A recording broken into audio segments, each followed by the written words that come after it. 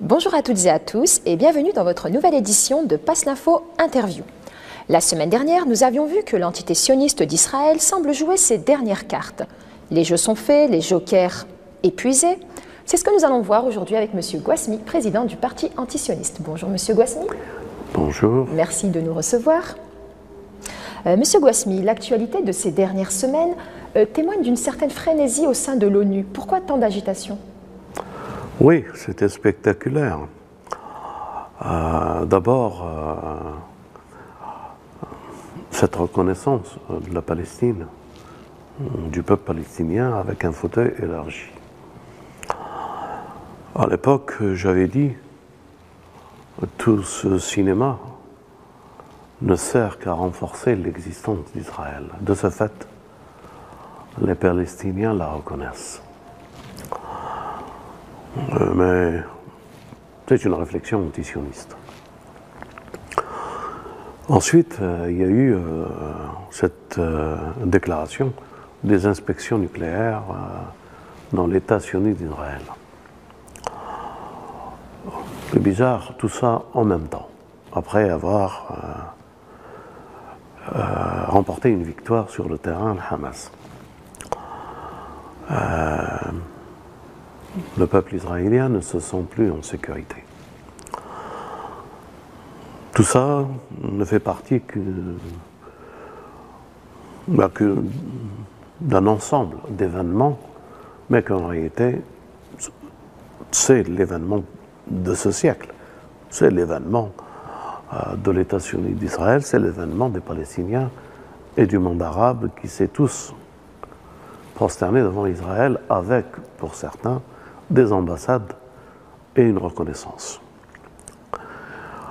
Aujourd'hui, cette victoire d'abord que le Liban, Hezbollah, a remportée, et cette victoire d'aujourd'hui récente des Palestiniens à Gaza, montre que l'équilibre a changé de camp et la crainte et l'insécurité a passé dans notre camp.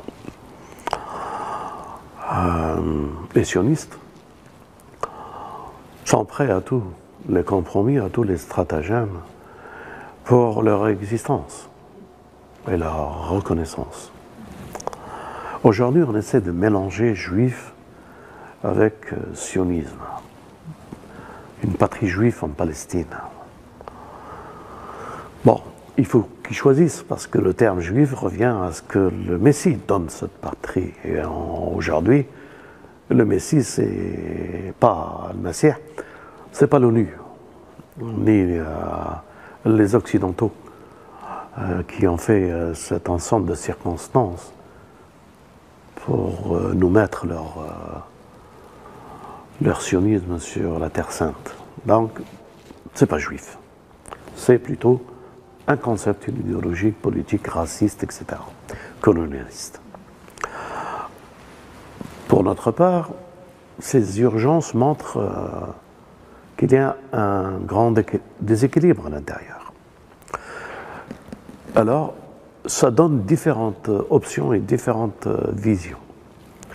La première, ces agitations, comme tu les appelles, à l'ONU ne sont que pour que l'ONU reprend sa virginité et dire qu'elle pense aussi à des réflexions et à un cadre d'une justice, alors qu'avant, cette justice, elle était à deux vitesses.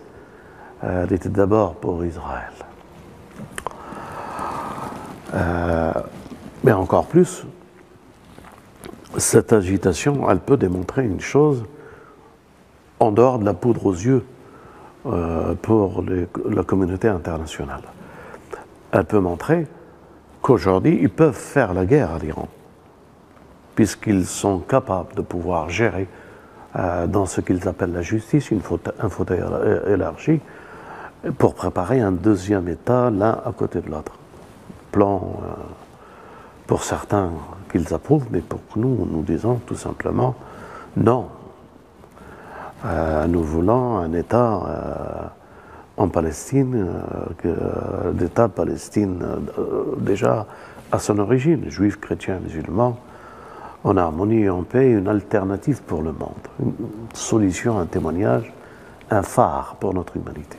Donc cette agitation, pour nous, c'est pas pour avoir deux États, non. Pour eux, oui.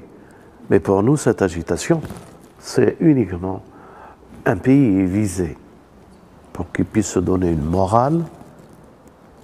Alors ce pays, c'est l'Iran. Il n'y a pas de doute là-dessus. C'est l'Iran avec ce qu'ils appellent l'Iran futur nucléaire. Alors, ils peuvent frapper l'Iran futur nucléaire parce qu'ils pensent qu'ils feront des inspections à l'Iran, à Israël, qui, elle, a des ogives nucléaires. Quand ils iront faire ces inspections, c'est pour regarder quoi? Une centrale nucléaire. Israël a des ogives nucléaires dans ses missiles, elle a dans ses sous-marins, son armée est dotée de l'arme nucléaire. Est-ce qu'ils vont aller dans les états-majors militaires pour inspecter leur armement? Vous voyez que ça ne suit pas dans le raisonnement. Si c'est vrai, allez, admettons, une possibilité que c'est vrai, ça veut dire que c'est la fin d'Israël. Le temps qu'il leur laisse, c'est juste pour la désarmer, reprendre leurs armes, et que les Israéliens sionistes peuvent revenir chez eux en Occident. Mais on n'est pas encore devant cet événement. Alors, qu'est-ce qui nous reste? Projeter encore une fois le phare sur Téhéran pour frapper l'Iran, faire une guerre à l'Iran. Ou jouer la carte syrienne pour briser cet axe de résistance. Aujourd'hui, si la résistance existe, c'est grâce à Hezbollah, la Syrie et l'Iran. Vous pouvez en être certain, pas une seule cartouche n'arrive en Palestine pour protéger les Palestiniens. Par le monde arabe et ceux qui prétendent, les Turcs, les Marocains, les Tunisiens, ceux qui ont des pays qui se disent qu'ils ont pris le pouvoir, l'islam modéré, l'Égypte, etc. Donc aujourd'hui, la résistance, c'est comme si c'était leur bouée de sauvetage. Et ça se comprend. Pourquoi que la Syrie, il y a une énergie accrue de l'Occident, des États-Unis, toute cette déclaration, cette reconnaissance d'un groupe de personnes qui remplace un peuple qui a choisi un président, on est vraiment dans la folie collective. Et ils en sont capables encore d'autres folies encore beaucoup plus grandes. Pourquoi? Pour sauver Israël. Mais qu'est-ce qu'elle a Israël que sa sécurité incombe sur toutes les autres nations? Qu'est-ce qu'elle a de particulier? Eh bien parce qu'ils ont peur d'Israël. Israël est la clé économique et est un danger militaire. Et elle est la clé économique pour leur pays. La Banque fédérale, Rockefeller, Morgan et Rothschild, c'est leur force.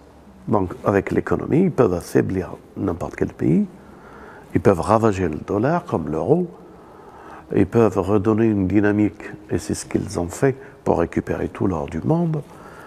Et nous sommes devant un problème de Gog et Magog, qui est le mélange de l'économie asservie la politique et les nations. Aujourd'hui, nous sommes certains, par les informations que nous avons, nous, le parti antisioniste, qu'il y a une grande panique en Israël, que les ambassades sont envahies pour des demandes de visa de sortie. Le peuple israélien a perdu la confiance dans son armée, son état-major. Il vit dans l'insécurité alors qu'on lui a promis toujours l'invisibilité et la sécurité. Pour eux, et je le comprends, c'est traumatisant, les sirènes. Tel Aviv, Jérusalem, des sirènes qui retentissent, du peuple qui commence à courir dans les rues pour les abris, ça fait remonter l'inconscience et l'histoire. Ça fait remonter beaucoup de frayeur chez les Israéliens, parce que c'est des Européens. Ils ont connu les guerres en Europe, l'Allemagne, etc. Et là, c'est traumatisant encore une fois. Donc, ils ne peuvent pas, ils aiment la vie. Et ils sont effrayés. Quand ils pensent qu'en France ou en Amérique ou ailleurs, en Allemagne, qu'ils ont leur famille, leur maison, et qu'eux vivent dans la tranquillité et la paix, hein, pourquoi rester en Israël? Donc il y a une panique. L'issue de cette panique, l'urgence de trouver une solution. Alors, comme tu appelles l'ONU l'effervescence autour de deux axes qui reviennent sur l'État sioniste d'Israël, nous sommes dans une actualité nouvelle, c'est vrai. Alors, ça se pressent que le maître, où il n'y a pas d'autre possibilité d'une paix ou d'une réflexion à une négociation de paix, ou d'une tranquillité momentanée, puisque l'axe fort de la résistance se trouve à Téhéran. Donc, si, pour eux, réfléchissons, c'est Téhéran qui est derrière les missiles qui frappent Israël. L'insécurité, c'est Téhéran qui la produit à travers le Hezbollah, à travers la résistance palestinienne, Hamas, Djihad islamique et d'autres, et à travers la Syrie. Donc cet ensemble, son poids le plus lourd, c'est l'Iran.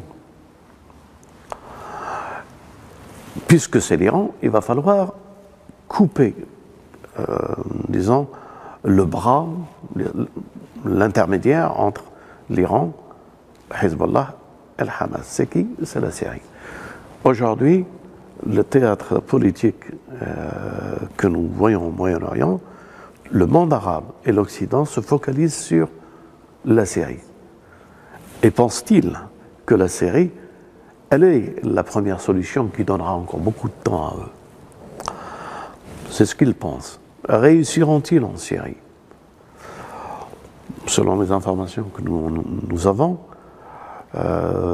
si l'armée syrienne, si le gouvernement, si le peuple résiste à cette invasion étrangère, criminelle, plan diabolique, sioniste, qataris, saoudites et ceux qui les entourent, si ce peuple résiste encore jusqu'au mois de février, alors il y aura d'autres calculs.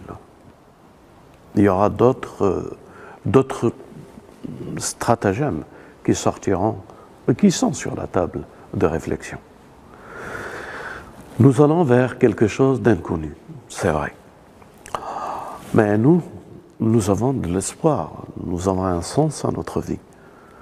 Nous croyons que bientôt, il y aura la fin d'un monde. Pas la fin du monde comme il est dit dans les films hollywoodiens ou l'Occident, des planètes, Maya, je ne sais pas trop quoi, et que ça va faire bousculer le soleil. Non, non. Le maître d'œuvre de la création, c'est Dieu. Dieu n'a pas fait un jeu, ni un hasard dans sa création. Dieu est le meilleur des stratagèmes dans tout ce qu'il a créé. Par contre, c'est vrai, nous rentrons dans un tournant. Mais ce tournant, c'est la fin d'un monde de l'injustice. Nous croyons qu'il va y avoir la fin du monde de l'injustice qui a duré depuis des décennies, des milliers d'années, et qu'elle prendra terme, nous l'espérons. Nous l'espérons qu'elle prendra terme avec le sionisme. Lorsque le sionisme disparaîtra, alors vous pouvez me croire, ce sera un nouveau monde, une nouvelle perspective, une nouvelle vision, une nouvelle fraternité. Et nous œuvrons pour ça, nous, parti anti-sioniste.